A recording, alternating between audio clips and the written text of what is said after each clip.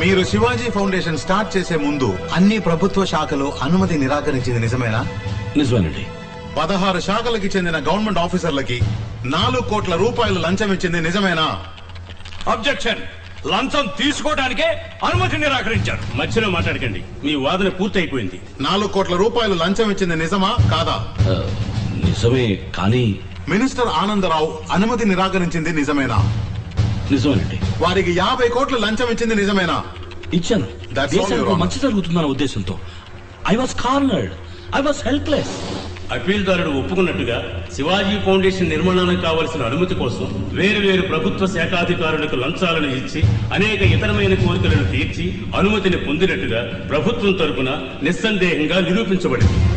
కనుక శివాజీ గారి యూనివర్సిటీ కట్టడాన్ని రద్దు చేయడం చట్ట ప్రకారం న్యాయమే. ఇంతవరకు కట్టిన భవన సముదాయాన్ని కూల్చివేయడానికి ఆజ్ఞాపించవలసిందిగా ఈ ప్రభుత్వాన్ని కోర్టు ఆదేశిస్తుంది. అందుకు గాను ఏ విధమైన నష్టపరిహారాన్ని ఈ ప్రభుత్వం చెల్లించవలసిన లేదు.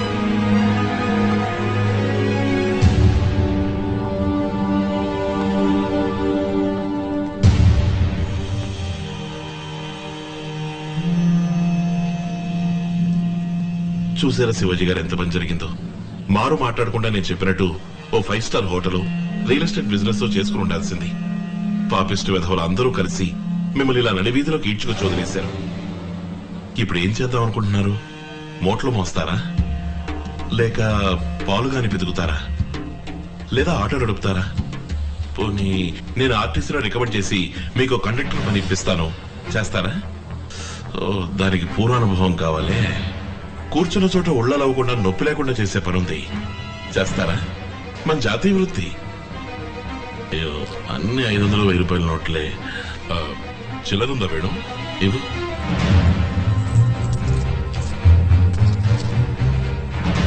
అమ్మా తల్లి జగన్మాత, వీరు చేయబోయే పని విజయవంతం కావాలమ్మా. నా హస్తవాసి చాలా మంచిది. మొదటి పోనీ నేనే చేస్తాను.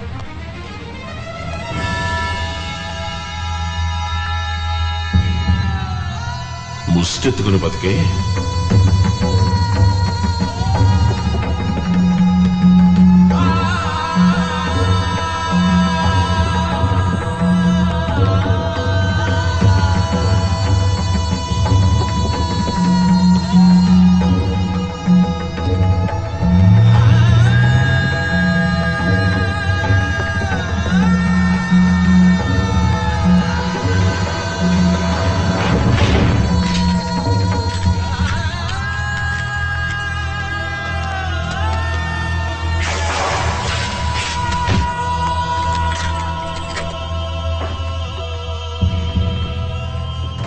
ఎక్స్క్యూజ్ మీ సార్, ఈ ఇల్లు, మిగతా ప్రాపర్టీస్, ఇక్కడున్న వస్తువులు అన్నిటికీ వెలకట్టినా కూడా మీరు తీసుకున్న అప్పుకి సరిపోదు సార్. వాల్యుయేషన్ పూర్తయ్యే వరకు ఈ ఇంట్లో నుంచి ఒక ప్రాపర్టీ కూడా బయటే పోకూడదు. సారీ. మీ రోలెక్స్ కూడా ఆ లిస్టులో ఉంది సార్.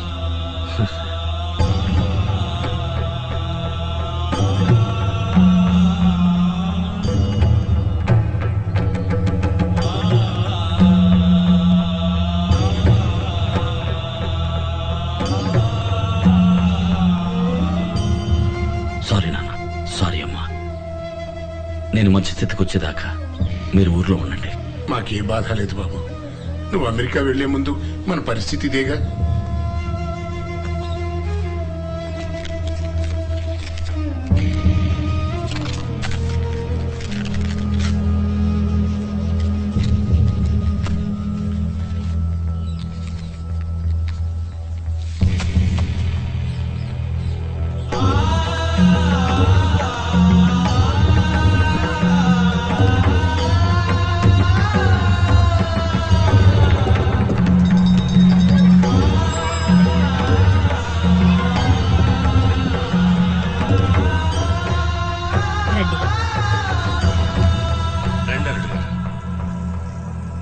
ఇప్పుడు నా పరిస్థితి కొంచెం బాగాలేదు. పెళ్లి కొంచెం వాయిదా వేసుకుందాం, అది చెప్పెడదామని వచ్చాను. అలాగే బాబు, మీరు ఎప్పుడంటే అప్పుడే పెళ్లి జరిపిద్దాం. లేదు నాన్న, ఎప్పటికీ ఈ పెళ్లి జరగదు. ఏం నువ్వు అనేది ఉమాదేవి? నేను అప్పుడే చెప్పాను వద్దని. ఏదేదో చెప్పి మీరే నన్ను ఒప్పించారు. చూడండి నిశ్చితార్థానికి ఎంత పని అయిందో. రేపు పెళ్లి కూడా అయి జ్యోతిష్ కూడా చెప్పారు.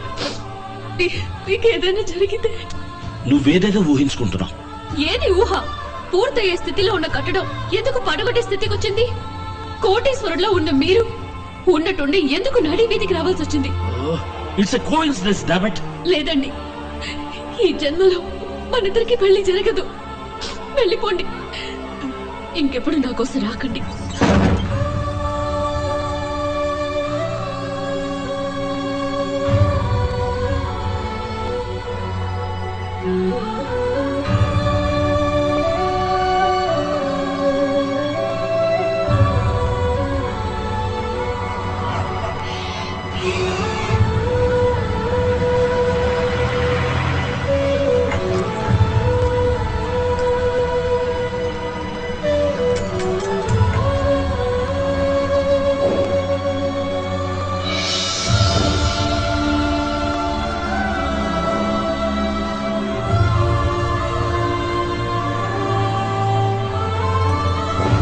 ముష్టెత్తుకుని బతికే ఇంకెప్పుడు నా కోసం రాకండి. ఎంత 5 స్టార్ హోటల్లో తిన్నా గానీ తోపుడు బండిలో టిఫిన్ టేస్టే వేరు. తిను.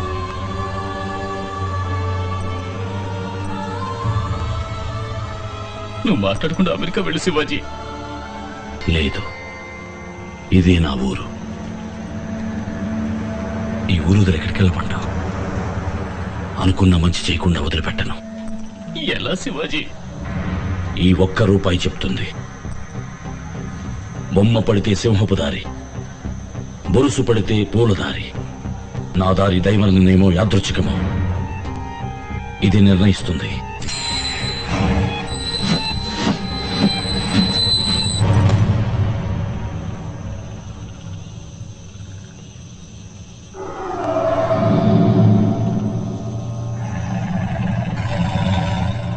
ఇకనే నడవబోయే దారి సింహపు దారి.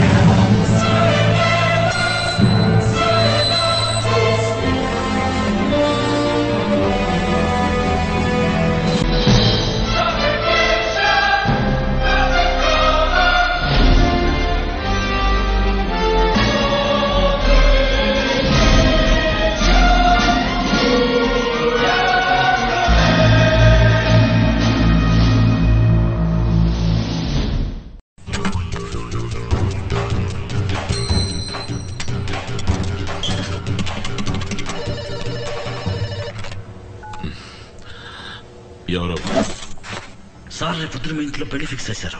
ఏంటి పెళ్ళ? మా డిపార్ట్మెంట్ భాషలో రైట్ సార్. వెంటనే మీ అకౌంట్ 2 డాక్యుమెంట్స్ అన్నిటిని సేఫ్టీ చేసుకోండి.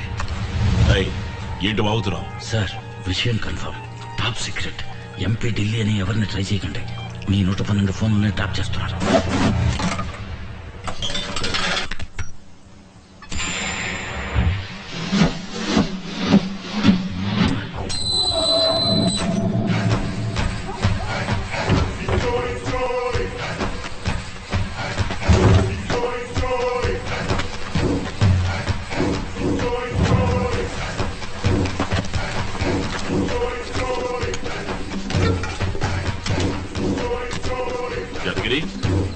యాదగిరి, రేయ్, అయ్యా, తోటలో ఎరువులు అయిపోయాట, అర్జెంటుగా కావాలన్నారు, తీసుకెళ్లి ఇచ్చేసి రాపో.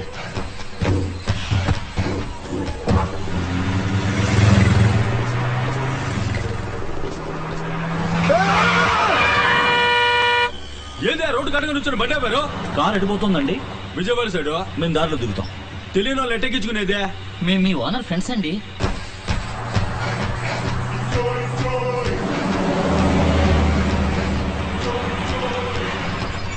బండి లోపలికి వెళ్తే ఈడ దిగండి.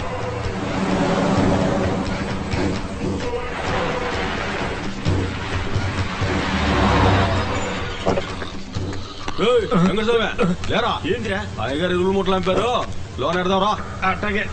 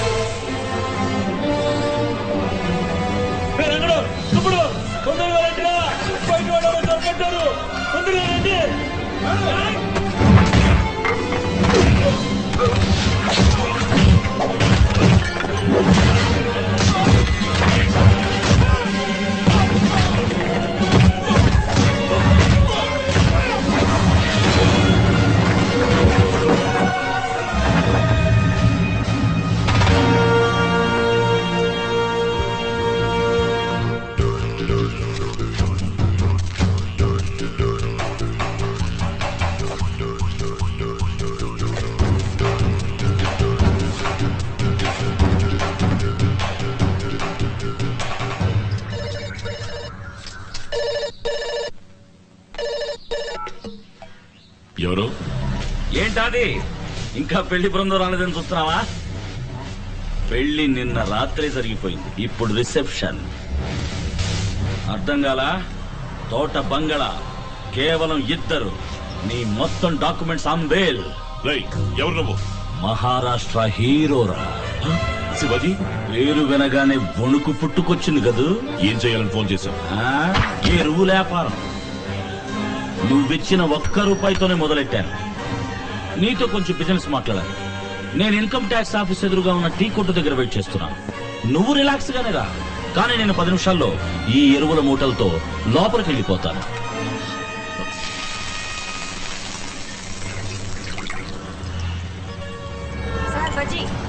థ్యాంక్స్ గురు.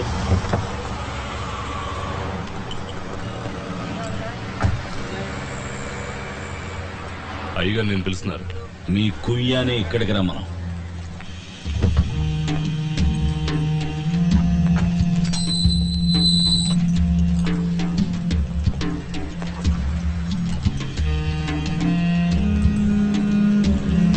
కుయ్యా కూర్చోండి.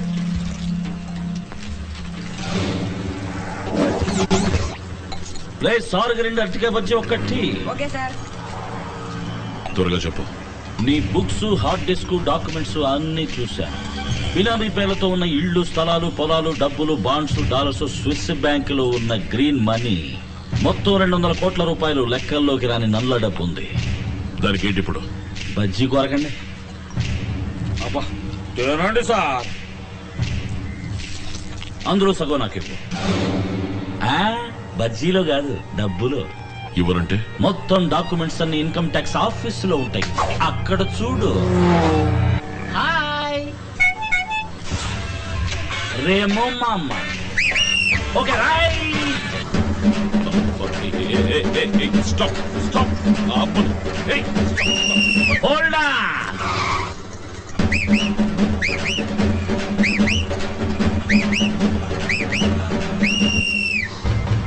నీ 200 కోట్లు పూర్తిగా నాక్కుపోతాయి. సీజు, పెనాల్టీ, ఇంట్రెస్ట్ అనే అరెస్టు దాకా పోతుంది.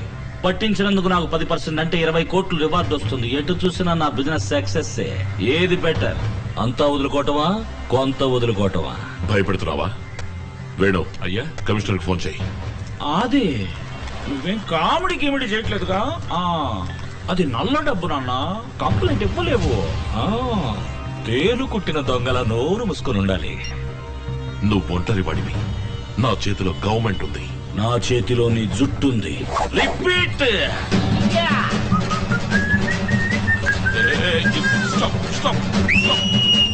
Hold on. ఇంకో 24 గంటలు నేను నీకు టైం ఇస్తున్నాను. 100 కోట్లు సిద్ధం చేసి ఉంచు. అవి ఎక్కడికెప్పుడు ఎలా తేవాలో తర్వాత ఫోన్ చేస్తాను. టీ తాగిపో. గురు బిల్ ఎంత? 20 రూపాయలు సార్. అది ఇచ్చేసిపో. ఆ 100 కోట్ల మెహాజ్.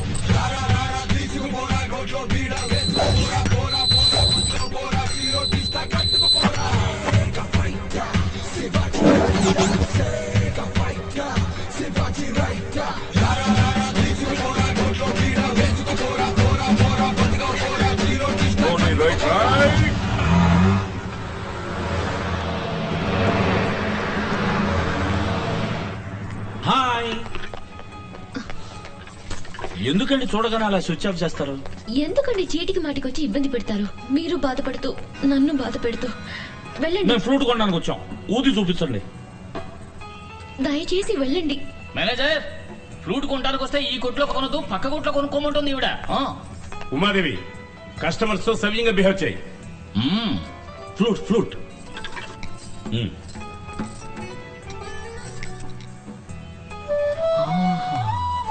ఇలా చూడండి, ఇంకో 24 గంటల్లో నాకు పెద్ద అమౌంట్ రాబోతుంది.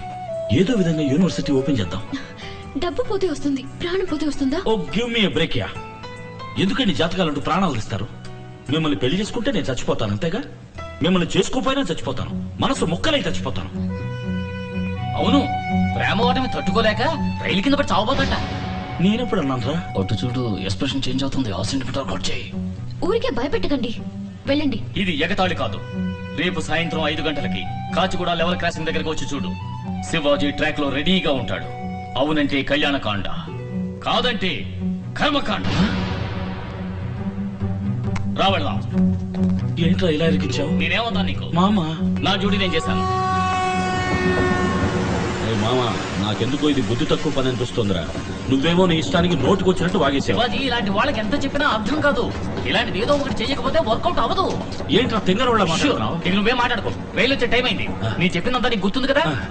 రే మామా, ఏమా నువ్వు నాతో కామెడీ గిమిడీ చేయట్లేదుగా.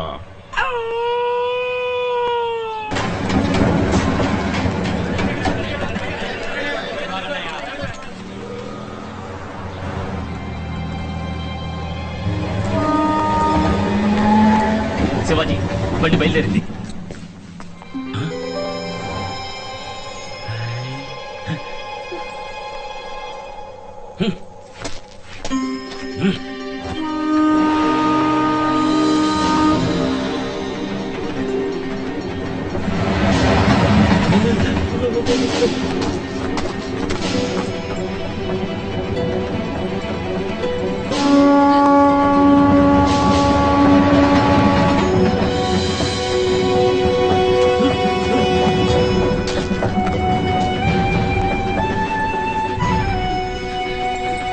ఉమాదేవి వెళ్ళిపోయిందిరా. మరి ఇంకేం సూసైడ్ క్యాన్సిల్. డ్రైవర్లు వచ్చారా? వారే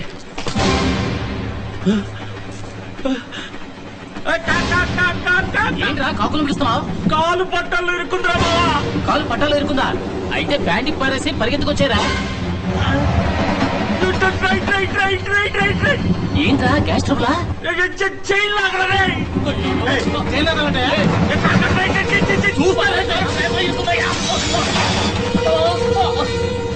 దుర్మార్గులారా, దిగిపోయిందిరా చైన్. పాపిస్తోడా.